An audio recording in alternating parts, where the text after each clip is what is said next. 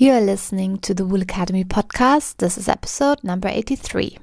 Hello and welcome. My name is Elisabeth van Delden, and once a week we talk to an industry expert from the wool industry supply chain from farm to fashion and beyond, delivering strategies and insights to be successful in wool and showcasing those beautiful stories wool has to tell. In mid-May, I attended the IWTO Congress in Hong Kong. Attending the conference gave me the opportunity to meet new people and expand my network, and of course also get access to new interesting guests for the Wool Academy podcast. And I also interviewed a few people during the Congress because it's always nice to speak to people in person. And I was very happy that I had the opportunity to interview Adam Dawes. He's the Senior Agricultural Advisor on the Falkland Islands. And I've always wanted to talk to someone from the Falkland Islands or someone who knew something about the wool industry on the Falkland Islands. So it was a real pleasure to have the opportunity to meet with Adam Dawes. And I hope you enjoy this interview as well. Okay, Adam, it's a wonderful opportunity to meet you here in Hong Kong at the IWTO Congress. And thank you so much for your time. I really Pleasure. look forward to talking to you.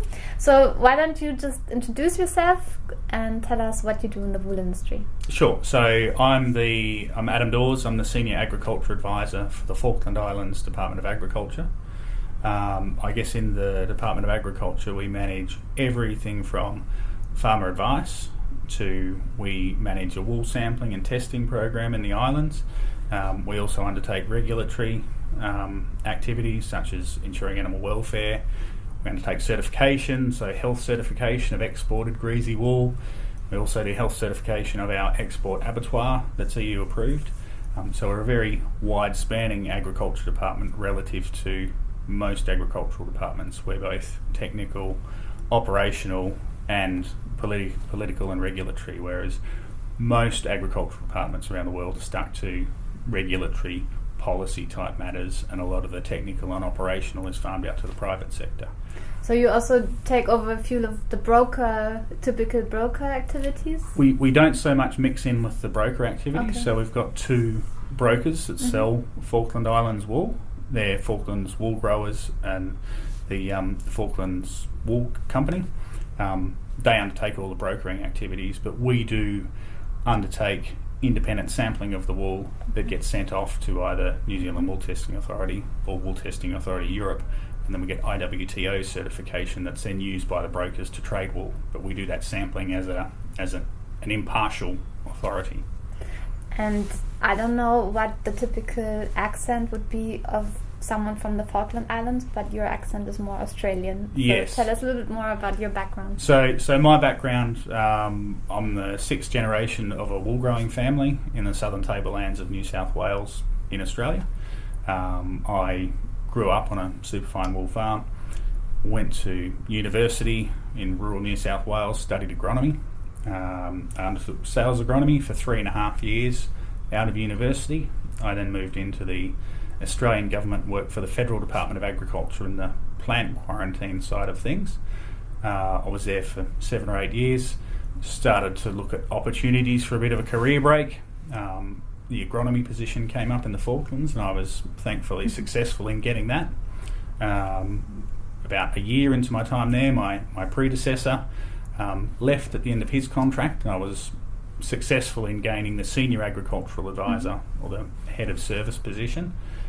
So I guess that's how I've come to land there, and I've really enjoyed, I guess it's reignited my passion for wool now, moving away from the purely agronomy, plant science type thing, getting back more towards the onwards part of the game, the sheep management and the wool part of the game, and it's quite interesting. But I guess that the typical Falklands accent, British people think that it's an Australian or New Zealand accent, and people from Australia or New Zealand think it's typically a British accent. So it's a mix, and particularly with the farmers, it's a mix of a British accent, an Australian accent, and a New Zealand accent, because we get a lot of seasonal workers, particularly shearers and shed hands, come to help with shearing, and a lot of our farmers have worked with shearing gangs in Australia and New Zealand. So there's kind of that hybridisation of the accent that happens. Okay. Well, thanks for educating me on that. Now I know. No problem. So yeah, we already started a little bit, but tell me a little bit more about the Falkland wool industry. How's it set up? How does it work, etc.? Yeah, so I guess we've got about 500,000 sheep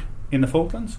We're basically a self-replacing sheep flock. So our primary method of production is for producing wool. So to put that in perspective, we're looking at the moment, farmers are probably grossing about $12 million per year from their wool sales.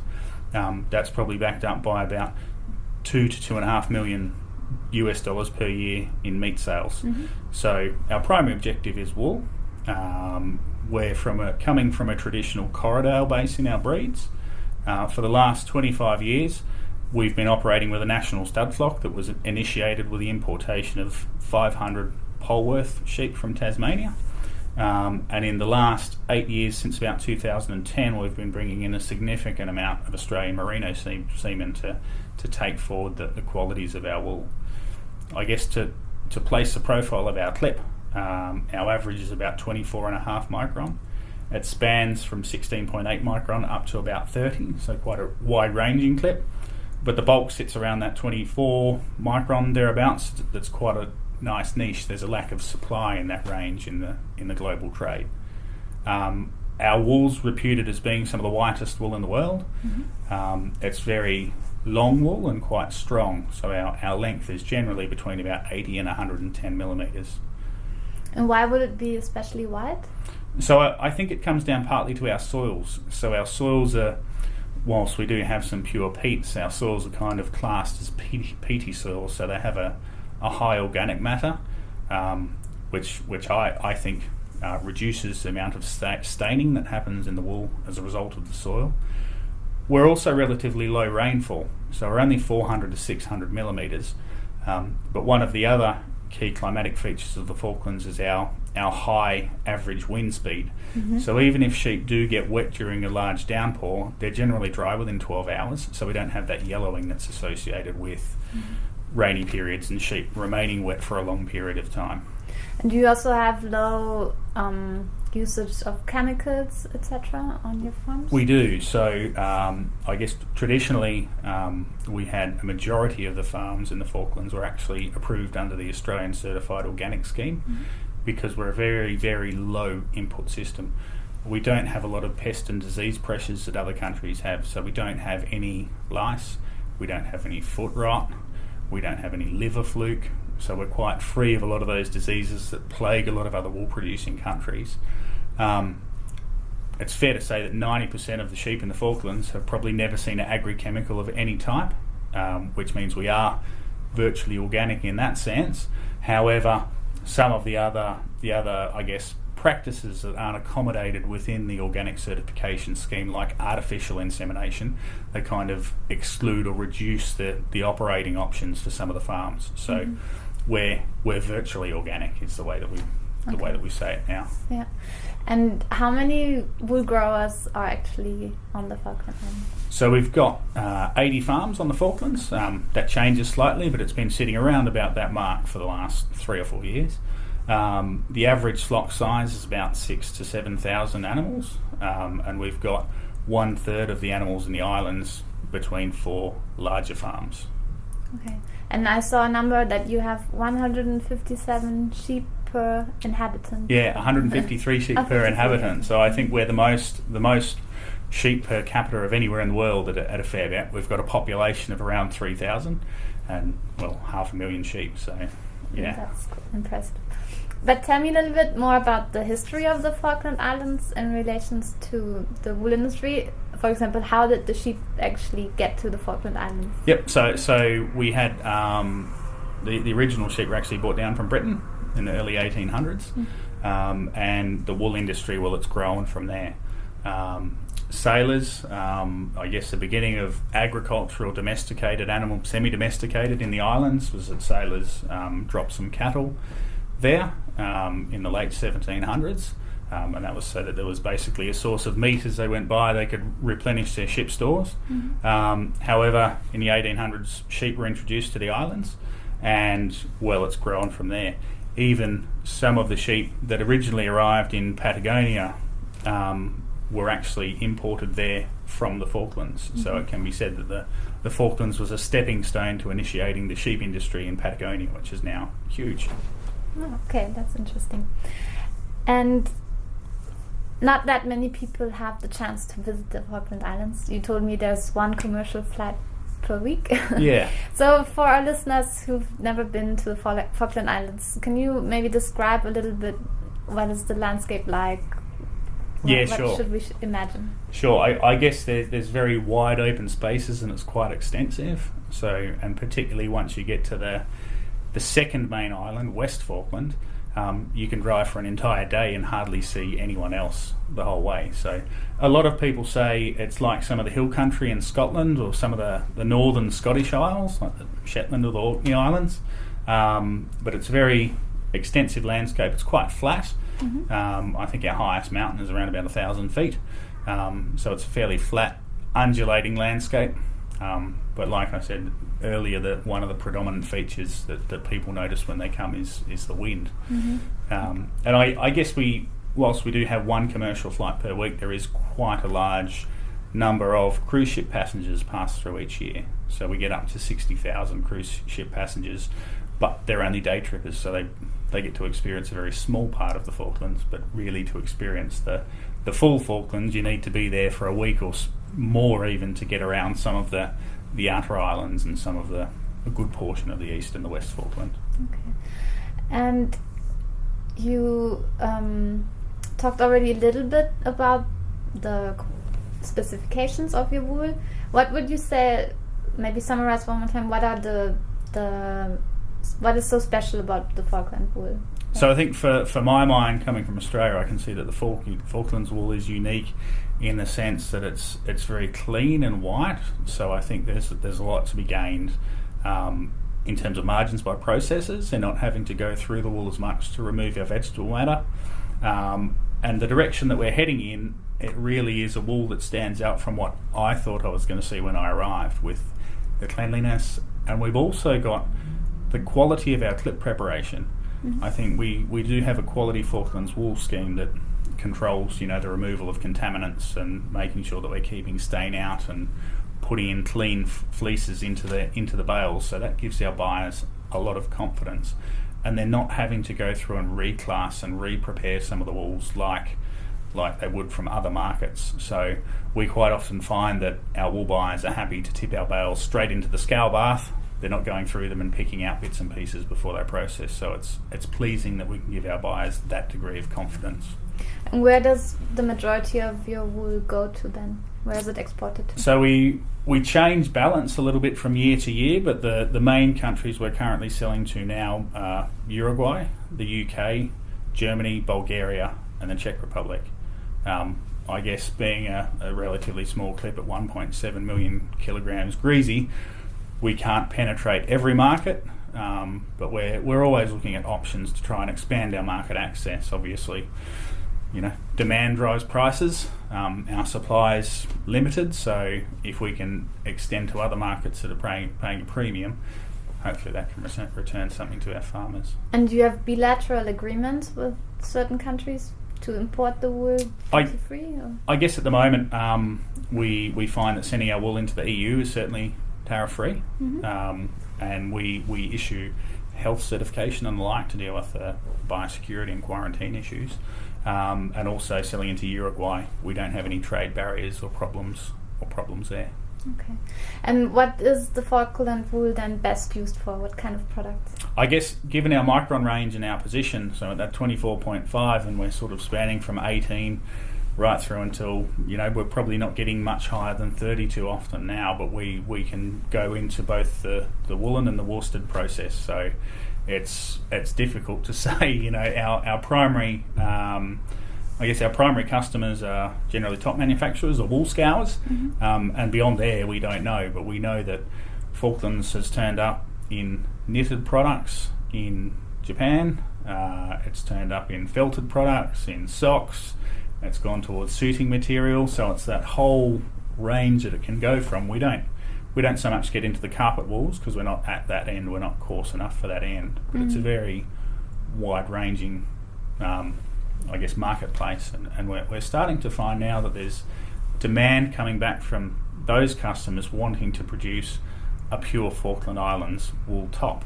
They appreciate the story associated with the Falkland Islands, and we're starting to see retail outlets coming out with swing tags that actually say this is a Falkland Islands jumper or this is a Falkland Islands coat. So that's a nice part of the story that they're passing on. So is that something long term you would be looking to communicate more? I think story? Certainly we are now, and combined with our relatively large tourism sector, there is a story to be told about the Falklands, and we want to start to build the image of that quite clean, green, agriculture working in conjunction with the environment, not trying to get as much out of the environment as we can. So it's certainly something that we want to start to promote more and more in the future. And what would you say would be the challenges the Falkland Island wool growers face? I guess, we've got production challenges because of our environment. There's always some efficiencies to be gained there, but we want to make sure that those efficiencies are achieved in balance with nature. One of the other challenges we face is our remoteness, both through shipping logistics and our connectivity with the world as well. So all our internet at the moment is via satellite link, and in terms of maritime shipping, we've got two options, and they leave the island approximately every 4 to 6 weeks each. So we're kind of connected to the world, but we're disconnected in a sense. So it needs really good planning that you make sure you get those shipments out on those days exactly where right. the ships are passing by. Yeah, okay. That's exactly right.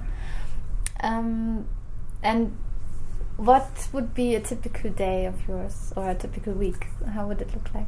A typical week of mine? Yeah. So I guess being the senior agricultural advisor, I manage staff as well. I try and maintain a mix of doing what needs to be done in the office and getting out to farm, but at the moment that balance probably isn't exactly where I wanted. I'm probably stuck in the office more than I'd like to be on farm. That's really my passion, is to get out and engage directly with the farmers.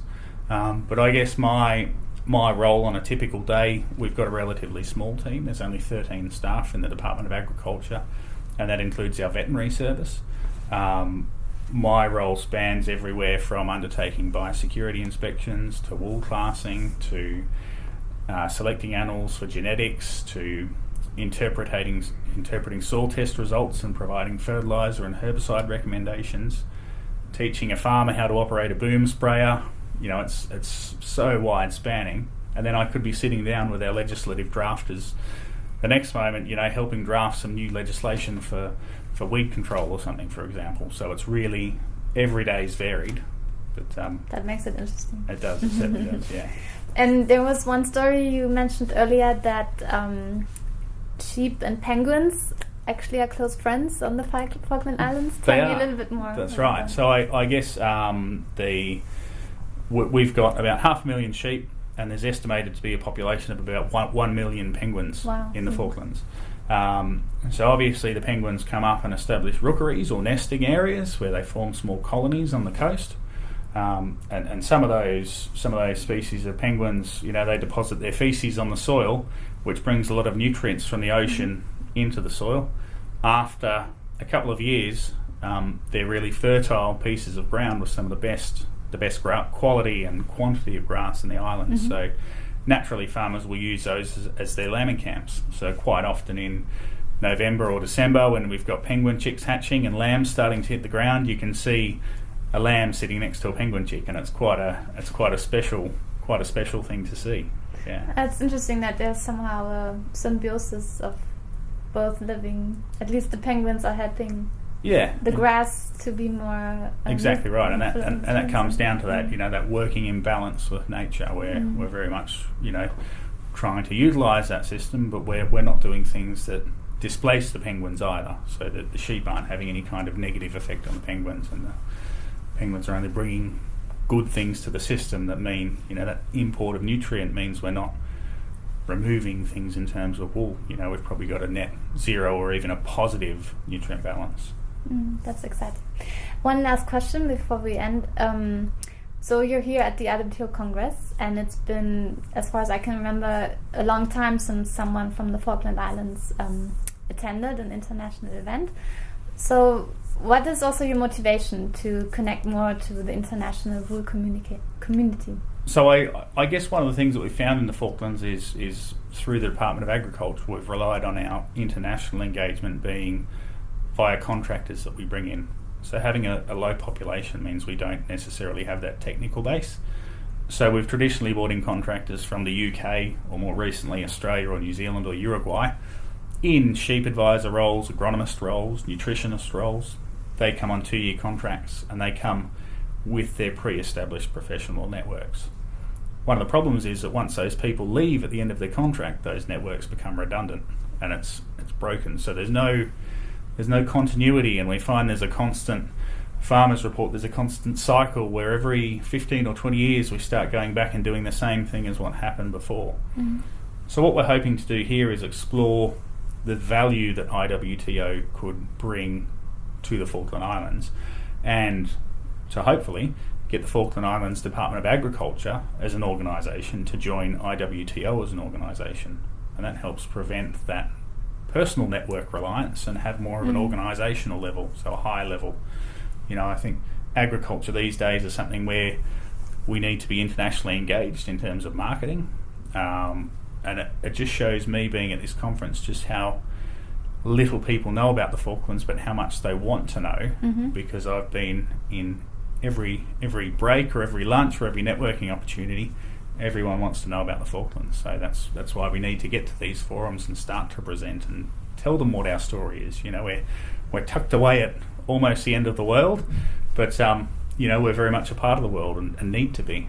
Yeah, and everybody is really inviting to connect with you, and that was the same for me. As soon as you said I'm from the Falkland Islands, I was like, oh, I wanted always to interview someone from the Falkland Islands. So yeah, now we did, and I really appreciate your time. Thank you, Adam, for answering all my questions, and I wish you lots of success with all the endeavors you are undertaking in the Falkland Islands. It's been a pleasure, and if any of your listeners are wanting to know more, the Falkland Islands Department of Agriculture has a Facebook page, and we've also got a Department of Agriculture website where there's a series of publications where they can find out more in-depth information on our production statistics or our bi-monthly newsletters that show what current trends and current themes are, and I'd welcome them to contact me via any of those channels if they'd like to know more. Excellent, and I'll make sure to link to those in the show notes so that it's easy to find it. Thank you, Adam. Perfect, thanks. That was my interview with Adam Dawes and his beautiful stories from the Falkland Islands and the Falkland Islands wool growers. If you want to find out more about the Falkland Islands, then head on over to the show notes at elisabethvandelden.com/083. Once again, elisabethvandelden.com/083. I hope you enjoyed today's episode. Thank you for listening, and bye for now.